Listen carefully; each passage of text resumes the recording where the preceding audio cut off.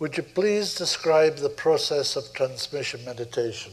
Transmission meditation was initiated by my master and introduced by me to the world.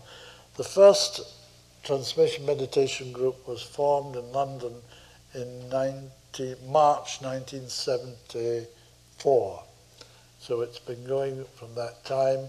There are now hundreds of transmission meditation groups all over the world, in almost every country of the world. It's a group meditation that provides a field of service, second to none as service, and at the same time it is not possible to do it without receiving enormous benefit in doing it. So it's this quid pro quo. You give up a certain amount of time to be in a transmission meditation group, who they meet once or twice or 3 times a week, and you meet once or twice or 3 times. Some do 3 times, some twice, some once. And this allows the masters to use that group to send through their energies. The masters are the recipients of energies from cosmic, from solar and extraplanetary sources, and their job is to send certain of these energies into the world in a form, in a way, and at a voltage, if you like, a level that can actually be absorbed, used by humanity. If they were to send the energy from the constellations, say from the sun and so on, from extraplanetary levels, it would be, at the level that they receive it, it would be too high. If they sent it straight into the world, it would be so high, it would simply bounce off the mass of humanity and do little or no good. So they have to step it down. Now, transmission meditation is connected to 2 things. To the realization of oneself as a soul, which is the purpose of meditation. Whatever else a meditation does for you, meditation, any meditation, will eventually bring you into contact with your soul. And when you make soul contact, you immediately begin to want to serve in some way, because the nature of the soul is to serve. It's the soul who desires to serve, not the personality in any given life. The personality may or may not serve once the soul is contacted, and if it has any sense, it will take up some form of service, because if you do, things tend to go right in the world. Your health tends to be better, you begin to organize more correctly your life pattern, and you are more in charge, you have more control of your particular manifestation as a man or a woman and in that life. And the disciple, as you become, is known, seen, recognized by his control over his environment. By environment, I mean all that happens to him, his job, his work, his ability to work for the plan and so on. All of that I take to be the environment. The initiate is known by the quality and the extent of his world service. So you can see, well, that person must be initiate, that person must be a disciple. You can tell by the quality of the life which they demonstrate, roughly, only roughly, where people are in the plan and the scheme of things. Transmission meditation is given to the world at this time because only now are people beginning who are mentally polarized sufficiently to work with the masses in this way. Using the religious groups of all kinds, all religions, during these ceremonies and rituals and so on, the masses have been hampered by the fact that the bulk of the people in the groups are astrally polarized, and so the energy released always went out on the astral plane.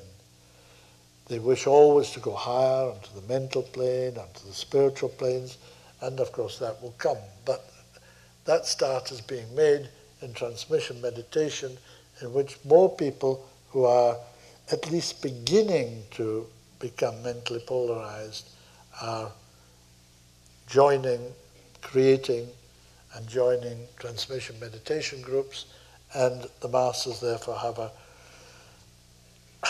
rather better vehicle with which to work. They can put the energy out, and some of it, of course, will go out on the astral plane, but more and more the energy can be released on the mental plane and do its work on the mental plane, and therefore have a greater, more powerful effect on the life of humanity. And that's why it is only now that transmission meditation has been created. It goes hand in hand with the reappearance of the Christ in the world and the return to the world of the esoteric hierarchy. The energies of the masters are sent through the groups. Now, if a group is it's sent, the mechanism is that of the science of triangles. Every triangle potentizes the amount of energy sent through that triangle. Now, most groups are more than 3 people, and the more people there are, the more powerful the group is, the more energy can safely be placed through the group. If you have 3 people, you have 1 triangle. Add 1 more person, 4 people, you've suddenly 4 triangles. Add 1 more, 5, you've suddenly 10 triangles. 5 more people, that's 10 people, you've suddenly 120 triangles, and so on in arithmetical progression. It's an extraordinary science, and it makes for the ability to get the utmost out of every ounce of energy that the masters can safely transmit through the group. So you become a transmitter. That's what a transmission meditation is. It's a transmitter. And the group become transmitters. The energies are sent through the chakras, usually the heart, the throat, and the 2 head chakras, the one between the eyebrows and one at the top of the head. And in this way, they're automatically stepped down. They're brought down to a level which sent out by the masters, not by the people involved, but by the masters through the people, out to wherever they are needed in the world. They are altogether more powerful at a lower level than would otherwise be the case. So it's an act of service to the hierarchy. It is also a kind of practice, if you like, for working with the hierarchy of masters. As I have said, the masters are coming into the world. There are already 14 plus Maitreya in the world. Eventually there will be about 40 masters over a number of years.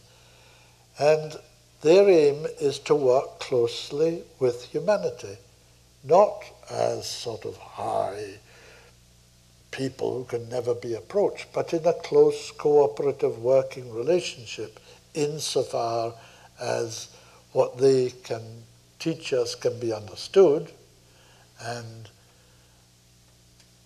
insofar as they have obviously worked with the more advanced, more gifted people in the first place, but gradually their aim is to lift humanity to a level where a true cooperative relationship can be maintained. And this gives people practice in working with hierarchy in this way, and get to know the intensity of the process, of the working ability of the masters. The masters work 24 hours of the day. They never sleep, they never eat, they just work. It's extraordinary. Jog occasionally, but